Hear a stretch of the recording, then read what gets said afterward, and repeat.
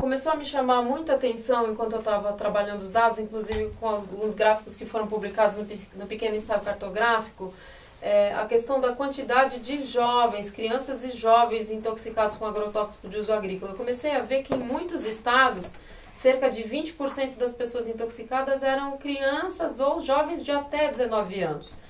Então eu fui enveredando um pouco nesse mapeamento e, por exemplo, nesse mapa aqui eu trouxe informações sobre crianças e adolescentes intoxicados por agrotóxico de uso agrícola. Eu coloquei adolescente por causa de 12 a 14 anos, né? Se a gente for ao ECA e entender criança como a faixa etária de 0 a 12, então eu estou chamando de crianças e adolescentes intoxicados. Nesse período, a gente teve 2.181 crianças intoxicadas com agrotóxico de uso agrícola. Isso em si já chama muita atenção, mas o que é muito chocante é que aparece crianças de 5 a 9 anos, crianças de 1 a 4 anos, bebê de até 1 ano, nesse total de crianças intoxicadas. E em alguns estados, como por exemplo Minas Gerais e Mato Grosso, essa faixa de 1 a 4 anos, ela, que está em azul no mapa, ela responde por mais de 40% dos casos de intoxicação para essa faixa etária, de 0 a 14. Percebe a gravidade? Como é que essas crianças se intoxicam? Quer dizer, o nível de barbárie nessa nossa agricultura ele é tão grande que a gente tem essa quantidade de crianças que se intoxicam, inclusive de bebês.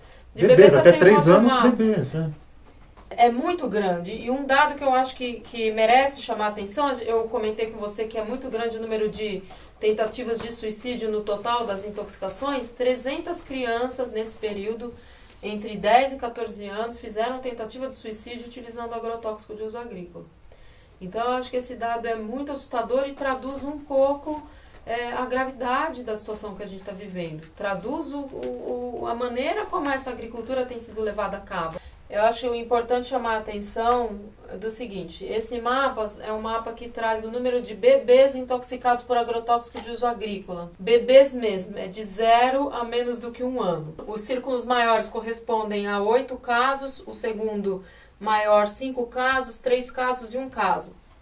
Nesse período, de 2007 a 2014, foram 342 bebês intoxicados por agrotóxico de uso agrícola no Brasil.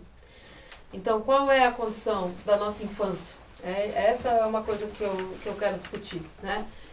Então, a gente está num nível de discussão da primeira infância, quando a gente pensa em consumo, etc, etc, e outro que é o nível do direito à vida. Como é que um bebê que mal se desloca está contaminado com agrotóxico? Então, qual é a exposição a que as famílias estão postas para que um bebê se intoxique?